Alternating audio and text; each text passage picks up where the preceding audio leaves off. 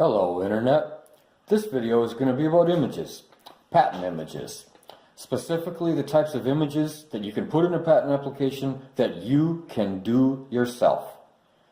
No attorney is needed. No outside intervention is needed. You do need a digital camera and you do need to know something about how to edit images and add text and erase parts that are irrelevant. But in general, the purpose of this video is to show you what a good patent image looks like, and as a patent attorney and former patent examiner, what helps me the most in working with new clients who have never met me before and that aren't familiar with the patent system. How they can save themselves money, make their job easier, make my job easier. And what's nice about YouTube and about this type of educational instructional video is the pictures explain themselves. You will see, I'm going to tell a couple words here and there, but in general, you could watch this video on mute and you would still get the point. What to do in patent images, how to make them good, how to have them help you, how to make them effective. Folks, I want to give you a tour through some acceptable patent images and give you an idea of the type of thing that's going to be expected from you as you file for patent. And I have to do this in kind of a hodgepodge way due to the video capture software I'm using. It's a little tricky how I'm going to do this, so I'm going to do this in 5 separate instances. The main point I want you to see is the use of these line drawings, conventional black and white line drawings for utility patent, and contrast that with something that is available to you, taking a digital camera and making your own patent images for a provisional application. This would not be suitable for a utility patent application. Utility patent requires this kind of format here, with this level of line width and these kind of details. I drew all these, by the way, except this one. That was drawn by the inventor himself. And I worked with some software to get this one done. But they're hard, they're difficult. You need a professional, or you better be pretty good at it, and you better understand the patent drawing statutes real well if you want to take this on. What I want the folks in my audience to be watching is these types of digital images here from digital cameras and digital photographs, and how you can manage those yourselves. You don't need an attorney, and they are suitable for a provisional application. And a provisional concept should be a very important part of your filing strategy. If you're at this YouTube channel, you're probably an inventor or an entrepreneur rather than a large company who needs to shepherd their cash wisely and save money and avoid doing unnecessary patent filings.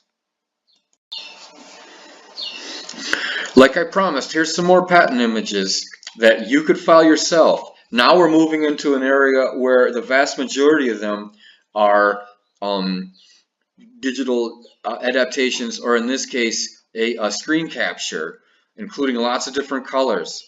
This is all fine for a provisional application. And I realize that it's hard to see these from whatever device you're watching these on. And the only point I want to make is that these are adapted photographs using different photo editors that any of you could use. The point is not so much to look at the explicit detail of them, but instead to look at the variety. Here's an interesting one. I made an alteration to show some kind of effect made on the surface of a padlock. The alteration is ugly, it's not really functional, but it's enough to convey the point. Here is what we would like to do. Here is how this invention may be altered in the future, but we're not able to show this in a graphic representation right here, so it's perfectly permissible to show it using some kind of alteration software, enough to get the point across. Moving back to these screen captures, notice here that these are screen captures. It looks like some kind of spreadsheet, and here's some mapping software.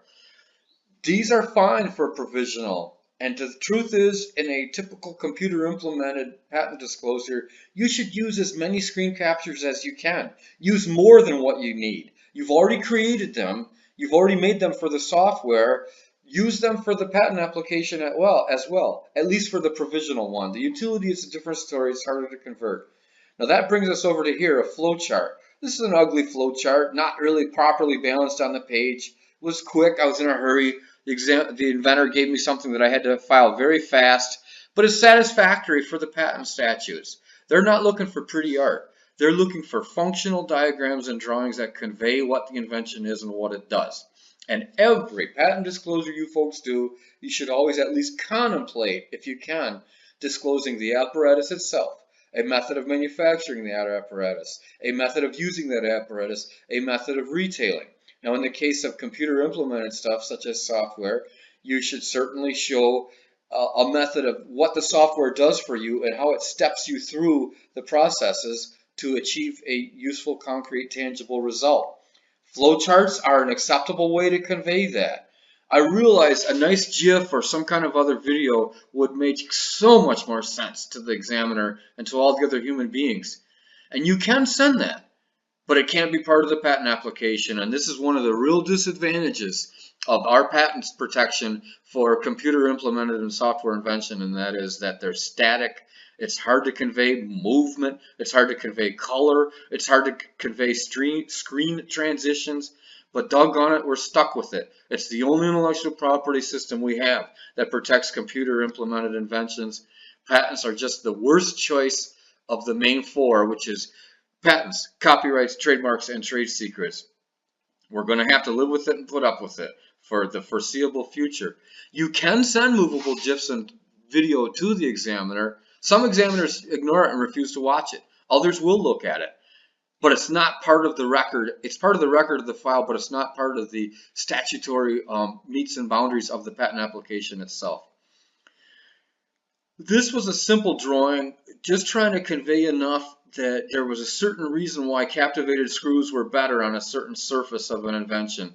Here's some other modified images with some arrows and things that were a computer implementation. Here, I cut it off a little bit, but this is an example of a simple physical therapy device labeled, in an amateurish way, but enough to convey the principles of the invention. Here's the weights up here. Here's the muscles that it works on down here. Nobody's asking you for Steven Spielberg level of quality or Van Gogh level of art. It's just please convey what the invention is and what it does. Here are more examples of patent drawings and patent images that you could make, as well as some books that I'm kind of fond of. I'm not supposed to talk about books here, it's about patent images, but I'm just going to mention this is an outstanding book that I recommend for inventors and entrepreneurs and small businesses. Extremely self-effacing, non-didactic, non-preachy, and non-sales language about what it's like to get a product to market, something that my inventors unfortunately have a tendency to neglect. Here's an example of a digital image converted by the inventor themselves, just using line markings and things and a simple paint package or some other mechanism. Here's a frying pan and then a modification to that frying pan showing this is conventional, this is the modification. Here's more drawings about the lock that you saw earlier. Now here's a screen capture from a mobile app. Which is critical. If you want to get patents on mobile apps, and they are patentable, you must show useful, concrete, tangible results and substantial transformation of data. But one way to convey that is with screen captures of the screens on the mobile app and how they transition. That certainly could be used as an example of substantial transformation. Here are screens from a movie that hopefully some of you are familiar with. The movie's called Joy, starring Jennifer Lawrence right there, and Bradley Cooper right there from 2015. The movie didn't do well, but it had a lot of good lessons about the patent system. And the one in particular I like is here's Joy, and here's her invention, one of her best-selling inventions, the Miracle Mop. I grouped these drawings in this particular sequence to show you, even for simplistic inventions, it's important to convey enough complexity to show that you are the first or the only one to have done this. Here's a broom for concrete. It's a concrete broom. It'll take too long to explain here why. But part of this invention is a broom, part of this invention is a mop, and part of this invention is a brush. And yet you still have to diagram with a detail and specificity what it is that is different about these inventions and these embodiments. Here's Jennifer Lawrence playing Joy. This is Joy's Miracle Mop, one of the patent drawings. Again, here's a brush, here's a broom. They are eligible for patent, and people are making new and novel and innovative usages of brushes, brooms, and mops all the time, every day. And some of them are patentable. It is true that it's a mature industry, and you better be aware that there's going to be a lot of prior art asserted against you. These other things are favorite charts of mine that I give out to inventors, new clients. Here's the progression from a provisional to a utility application and how to get through office actions and potentially to allowance. And here's some information about patent searches. These are the subject of separate videos, but they're in here because it's a long story, but because I have to give these drawings out to new inventors, and I quite often give these graphics out as well. Folks, this is the last panel of different patent drawings and styles of drawings and things that you need to know about drawings. Here's an example of a digital photograph converted into a utility format. This would be fine for provisional, and this would be too if you have them, but this would not be fine for utility, and this is required for utility, and it's hard. Be aware that these cost money and time to get these built out. Here's a book I wrote, How to Save Money on Patents. It's available on Amazon. I hope you take a look at it. You can see here that the graphic I included on the cover is some bug spray that I called Lawyer Be Gone. And I show here the position of the bug spray being sprayed on patent attorneys in the form of cockroaches. I created that image myself. This is a book I really like. I think highly of Stephen Key, and I think highly of this book. Both have excellent lessons. I know I'm supposed to be talking about patent images, but these are in here because they're valuable and relevant to someone in your position watching this video. Try and decide how you want to enter the patent system. This is the last one, a bathtub drawing for an invention I prosecuted and managed. And you can see here is a simple digital photograph, but in order to convey the principles of the invention in a utility format, that had to be adapted and have a lot of different things added to it. Element numbers and lead lines and arrows and things like that. This is an example of a patent drawing which, for an unfortunate patent on a method of exercising a cat, a patent that never should have been granted by the U.S. Patent Office, but it's a long story and the subject of a separate detail. The simplicity of this is that this is a swing. Oh, excuse me, yeah, this is method of swinging on a swing. This patent was held by a 4-year-old. I'm sorry, it has nothing to do with the cat. This patent was obtained by a 4-year-old whose father was a patent attorney, and it was a method of swinging on a swing that was attached to a tree limb. You can see the simplicity of the drawing there too. And he eventually did get a patent. Here is a copy of the patent. Anyway, that should about wrap this one up. I hope that was of some help to you. I could have gone on even longer. I tried to select best and most appropriate images that convey the point well of what's available to you in the patent system and why it is that at least some of your patent preparation, you don't need an attorney at all. You may never need one. There's another issue and some other patent strategies involving doing as much work as yourself as you can, but it would take too long to explain here. We'll make that a subject of a separate video. This video was to show all of my new clients and anybody who wants to work with me, or whichever attorney you want to work with, how to coordinate your images, structure them in such a way that they lend themselves to an effective patent disclosure. That's what you're really after, is making a disclosure that people understand quickly in such a way that the images help tell the story of what your invention is and what it does. One of the biggest problems I see with inventors is they want to talk about in the patent application how much money the thing's going to make, or why they think it's a good idea, or why their wife or their mother thinks it's a good idea. That never works. That's pointless. But I get that a lot from examiners, and I always have to, from inventors, and I always have to strip that out. Instead, focus on what your invention is and what it does. And always include, as I already said, a description of the apparatus itself, a description of a method of manufacture, method of use, possibly a method of retailing.